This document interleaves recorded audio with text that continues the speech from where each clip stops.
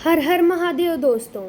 सावन का महीना देवों के देव महादेव की आराधना के लिए सबसे पवित्र और फलदायी माना जाता है। इस पूरे महीने में चारों ओर शिव भक्ति की लहर होती है। लेकिन क्या आप जानते हैं कि सावन के दौरान किया गया रुद्राभिषेक आपकी ज़िंदगी के बड़े से बड़े संकट को टाल सकता है। ऐसा माना जाता है कि रुद्राभिषेक से स्वयं भगवान शिव अत्यंत प्रसन्न होते हैं और भक्त की हर मनोकामनाओं को पूरी करते हैं। आज हमारे यहाँ रुद्राभिषेक का कार्यक्रम है।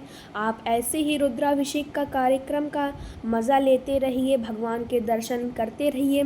और आज हम आपको रुद्राभिषेक की कई सारी जानकारियाँ इस वीडियो में देने वाले हैं। आइए जानते हैं कि आज की इस वीडियो में हम क्या जानेंगे। रुद्राभिषेक का सही अर्थ और धार्मिक महत्व क्या है। दूसरा, अलग अलग द्रव्यों जैसे दूध, जल, शहद आदि से अभिषेक करने का क्या फल मिलता है। और सावन में रुद्राभिषेक करते समय किन बातों का ध्यान रखना चाहिए।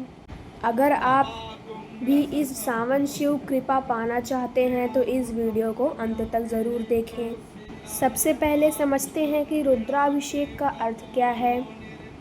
रुद्र यानी भगवान शिव का ही एक अग्र और शक्तिशाली स्वरूप है जो दुखों और कष्टों का नाश करते हैं।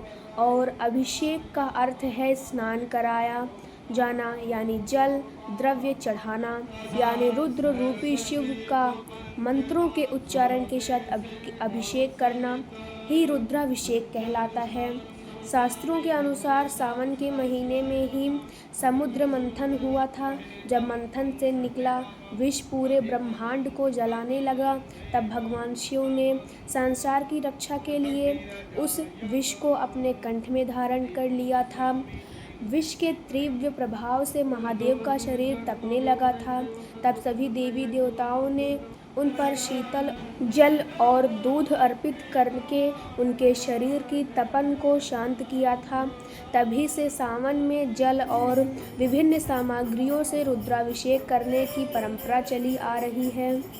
रुद्राभिषेक में अलग अलग चीज़ों का प्रयोग अलग अलग मनोकामनाओं की पूर्ति के लिए किया जाता है। आइए जानते हैं कि किस चीज़ से अभिषेक करने से क्या फल मिलता है। गंगा जल या शुद्ध जल से अभिषेक करने से अगर आप मानसिक तनाव से जूझ रहे हैं या जीवन में शांति चाहते हैं तो जल से अभिषेक करें। इससे मन को शांति मिलती है और मोक्ष का मार्ग प्रशस्त हो जाता है। गाय के कच्चे दूध से आरोग्य और दीर्घायु के लिए गाय के दूध से अभिषेक करना सर्वोत्तम है। इससे गंभीर बीमारियां से राहत मिलती है और संतान सुख की प्राप्ति होती है। गन्ने का रस, यदि आप लंबे समय से आर्थिक तंगी का सामना कर रहे हैं तो गन्ने के रस से रुद्राभिषेक करें। इससे दरिद्रता दूर होती है और धन समृद्धि के योग बनते हैं। शहद, पापों के क्षय और आत्मविश्वास से वृद्धि के लिए शहद से अभिषेक किया जाता है। पंचामृत, दूध, दही, घी, शहद, शक्कर जीवन में सभी प्रकार की भौतिक सुख, सम्मान और तरक्की पाने के लिए पंचामृत से रुद्राभिषेक करना सबसे उत्तम माना जाता है। धार्मिक कारणों के अलावा रुद्राभिषेक का ज्योतिषीय महत्व भी बहुत गहरा है। ज्योतिषी शास्त्र के अनुसार जिन लोगों की कुंडली में काल सर्प दोष, राहु केतु की महादशा या चंद्रमा कमजोर स्थिति में होता है, उन्हें सावन में रुद्राभिषेक जरूर करना चाहिए। रुद्राभिषेक के दौरान जब रुद्राष्टयाध्यायी या महामृत्युंजय मंत्रों का जाप होता है तो उससे जो ध्वनि तरंगे या वाइब्रेशन पैदा होती है वे वातावरण से नकारात्मक ऊर्जा को खत्म कर देती है। यह पूजा आपके घर और मन में एक सकारात्मक ऊर्जा का संचार करती है जिससे तनाव और भय दूर होता है। सावन में रुद्राभिषेक करते समय कुछ बेहद ज़रूरी नियमों का पालन करना अनिवार्य है ताकि आपकी पूजा पूरी तरह सफल हो। दिशा का ध्यान रखें। अभिषेक करते समय आपका मुख उत्तर या पूर्व दिशा की ओर ही होना चाहिए। सामग्री की शुद्धता। पूजा में इस्तेमाल होने वाली चीज़ें जैसे दूध, दही ताज़ी और शुद्ध होनी चाहिए। तांबे के बर्तन में कभी भी दूध न डालें। दूध आपूर्ति करने के लिए पीतल या चांदी के पात्र का उपयोग करें। बेलपत्र और धतूरा। अभिषेक के बाद शिवलिंग पर शमीपत्र, बेलपत्र बिना कटा फटा और धतूरा अवश्य चढ़ाएं।